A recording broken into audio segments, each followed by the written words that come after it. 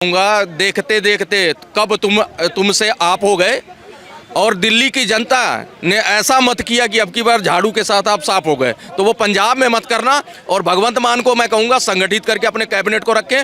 केजरीवाल को ATM machine उसको ना बनने दें कि वहाँ से पैसा लगा के अभी चुनाव यहाँ का दिल्ली का लड़ा है। अभी तो बैठक में उन भाजपा नेताओं को जो जीत के आए उनको बताना चाहता हूँ कि भैया भाजपा मोदी जी के नाम पे बैठे मत रहना, आप धरातल पे उतर के काम करना और काम करके उस जनता का दिल 5 साल में जीतना। अगर अरविंद केजरीवाल जीत के आ भी जाते, मान लो जीत के आ भी जाते, तो फिर वही ड्रामा शुरू होता कि एलजी रोक रहे हैं, मोदी जी नहीं करने दे रहे हैं, मुझे एमसीडी दे दो, मुझे पुलिस दे दो। तो कम से कम अब उनको ये सद्बुद्धि मिल गई है कि उस राज्य में जाए जहाँ उनको पुलिस भी मिल जाए, एमसीडी भी मिल जाए, सब कुछ मिल जाए। लाइक जैसे एग्जाम्पल पंजाब था, के देता हूँ कि आने वाले टाइम पे पंजाब में बीजेपी 100% बहुमत में आ रही है। बहुमत न जबरदस्त प्रधान है भाई साहब, ऐसा प्रधान शायद ही कभी देखने को मिलेगा इन बच्चों को। भाई हमने तो अपने जीवन काल में ऐसा मुख्यमंत्री नहीं देखा।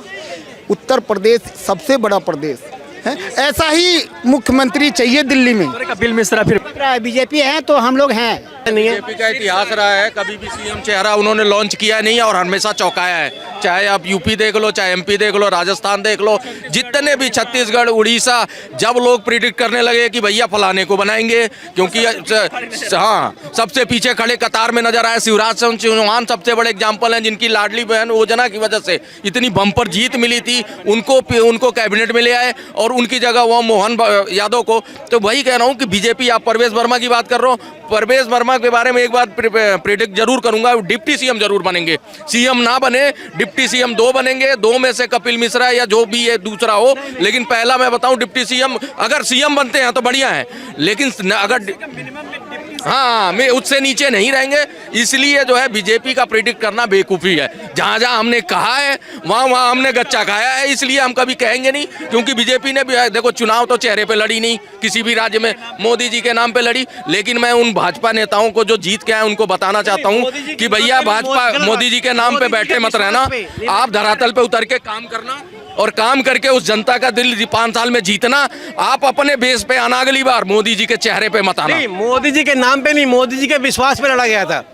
डबल इंजन के नाम पे विश्वास और नहीं, नाम तो ये होता है कि वो कैंडिडेट होते हैं, नाम नहीं ना, वो तो सेंटर में उनके विश्वास पे सेंटर पर कि जो काम 10 सालों में केंद्र सरकार में किया है वो दिल्ली सरकार में भी होगी। देखो सिंपल सी बात है, अगर अरविंद केजरीवाल जीत के आ भी जाते, मान लो जीत के आ भी जाते, तो फिर वही ड्रामा शुरू होता कि एलजी रोक रहे हैं, मोदी जी नहीं करने दे रहे हैं, मुझे एमसीडी दे दो, मुझे पुलिस दे दो। तो कम से कम अब उनको ये सद्बुद्धि मिल गई है कि उस राज्य में जाए जहाँ उनको पुलिस भी मिल जाए, एमसीडी भी मिल जाए, सब कुछ मिल जाए। लाइक जैसे एग्जाम्पल पंजाब था, आगे हरियाणा है, बिहार हो सकता है, बाकी और राज्य हो सकता है। और मैं जरूर बधाई दूंगा कि आने वाले टाइम पे आप कोई ऐसे स्टेट पे जीते जहाँ पे आप अच्छा करके दिखाएं। तो असर आपको पंजाब और बंगाल में नजर आएगा? मैं ये लिख के देता हूँ कि आने वाले टाइम पे पंजाब में बीजेपी 100% बहुमत में आ रही है। बहुमत ना सही, लेकिन बंगाल और पंजाब में बहुत कमजोर बोलते हैं कि बीजेपी है। इसको शुरू से संभालने और बनाने वालों में हमारे सिख भाइयों का हाथ रहा है। अंग्रेजों से पहले मुगलों के बीच में भी आज जो हम जिस भारत पे हम विश्वास करते हैं वो हमारा पंजाबी था, सिखी थी। लेकिन कुछ आतंकवाद और कुछ खालिस्तान के चक्कर में हम बदनाम हुए, लेकिन हमेशा भारत अपने सिख भाइयों में प्राउड फील करता है और पंजाब कहीं ना कहीं भारत को आगे ले जाने में बहुत बड़ा काम करेगा। बीजेपी छोटी सी कहूँगा, देखते देखते कब तुमसे आप हो गए और दिल्ली की जनता ने ऐसा मत किया कि अब की बार झाड़ू के साथ आप साफ हो गए। तो वो पंजाब में मत करना और भगवंत मान को मैं कहूँगा संगठित करके अपने कैबिनेट को रखें। केजरीवाल को एटीएम मशीन उसको ना बनने दें कि वहाँ से पैसा लगा के अभी चुनाव यहाँ का दिल्ली का लड़ा है। अभी तो बैठक में गए थे, विधायक दल के बैठक गए थे। अभी ये देख लो, सॉरी एग्जाम्पल यही है कि 90 विधायकों के यहाँ बुला लिया, तू वहीं चला जाता। 90 का लाव लश्कर लेके इतना खर्चा करके तू यहाँ कर रहा, लेकिन हनक थी ना, दिखाना था कि भैया देखो आज भी मेरी पावर है। उसमें से 8 विधायक ने हनक दिखाया, हम नहीं आ रहे भैया तेरी उसमें, तो टूट तो दिख रही है। इसलिए भगवंत मान को सचेत हो जाना चाहिए। भगवंत मान डरा हुआ था इस चुनाव में ही कि पैसा और पावर तो हम लगा रहे हैं, तो अगर ये हार गया तो हमारी गद्दी पे खतरा है, वो दिख रहा है। वो दिखाई देगा अभी थोड़े दिन बाद, क्योंकि धीरे धीरे अब ये भाई अभी शपथ ग्रहण है, बहुत सारे सब देख रहा है। किसको देखना चाहते हैं सीएम दिल्ली में? सीएम देखिए ये तो पार्टी चयन करेगी। आपका भी कोई पसंद होगा ना अपना? मैं बता रहा हूँ परवेश जी भी बन सकते हैं वैसे, है ना। यही मैं जानना चाह रहा था, परवेश वर्मा के साथ है आप। तो लेकिन देखिए, पार्टी में जो हाईकमान बैठे हैं उनकी एक बैठक होएगी, हैं। बैठक में चयन करता है जो नियुक्त करे हुए हैं, वो चयन करेंगे। उसमें आरएसएस से भी हैं, विश्व हिंदू परिषद से भी है, मैं भी विश्व हिंदू परिषद से हूँ, विश्व हिंदू परिषद से भी हैं जो उस टीम में बैठते हैं, तो चयन करते हैं। तो वो तो मोदी जी के बाएं हाथ का, 2 मिनट में वो कर देंगे। अभी कोई कहता रहे वो बनेगा वो बनेगा वो बनेगा, लेकिन वो सब एकदम हो जाएगा। वो बहुत ज़बरदस्त प्रधान है हमारे देश का। 15 को सब हो जाएगा। हाँ, यस, ज़बरदस्त प्रधान है भाई साहब। ऐसा प्रधान शायद ही कभी देखने को मिलेगा इन बच्चों को। भाई, हमने तो अपने जीवन काल में ऐसा मुख्यमंत्री नहीं देखा। उत्तर प्रदेश सबसे बड़ा प्रदेश है, ऐसा ही मुख्यमंत्री चाहिए दिल्ली में। अरे कपिल मिश्रा फिर बढ़िया है। उसका भी अच्छा नाम चल रहा है, नाम चल रहा है। कौन से मुद्दे पर बीजेपी हावी रही, जिस पर बाजी मार गई? कौन सा मुद्दा है सारा? कैसा? कौन से मुद्दे पर बीजेपी बाजी मार गई जो सबसे बड़ा इम्पैक्ट किया? हाँ, मैं बताऊँ, सबसे बड़ी बात मैं आपको बताना चाहूँगा कि ताहिर हुसैन का क्षेत्र देखा है, वो क्या है जगह का नाम, नॉर्थ ईस्ट में मुस्तफ़ाबाद,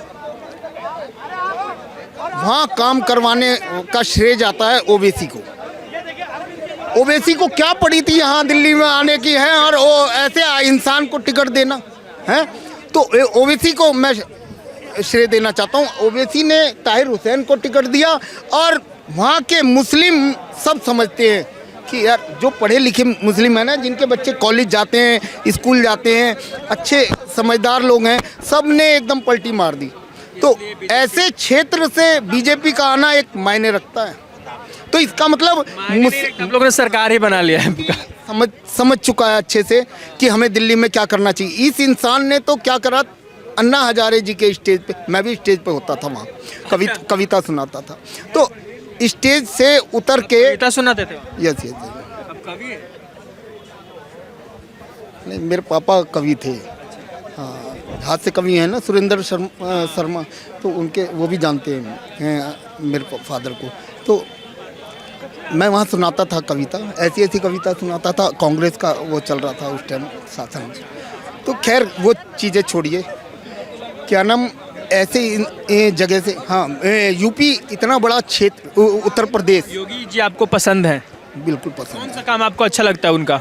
वो जो उन्होंने इतने बड़े प्रदेश की सफाई करी है ना, गुंडाई खत्म करी है। तो बोलते हैं सिर्फ कि मुस्लिमों पे टारगेट हो जाता है। नहीं, ऐसा नहीं है।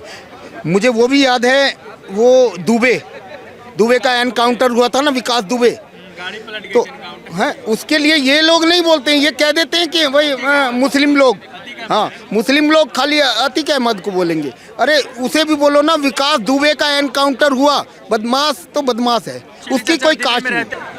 बीजेपी की सरकार आ गई, बहुत अच्छा लग रहा है। और क्या बोलते हैं कि पूरा देश भुगत रहा था, अब दिल्ली भी भुगते। लग रहा है? बीजेपी है तो हम लोग हैं, पहले नहीं थे 2014 के तो पहले। है। आज जो है बीजेपी के चलते रहा है।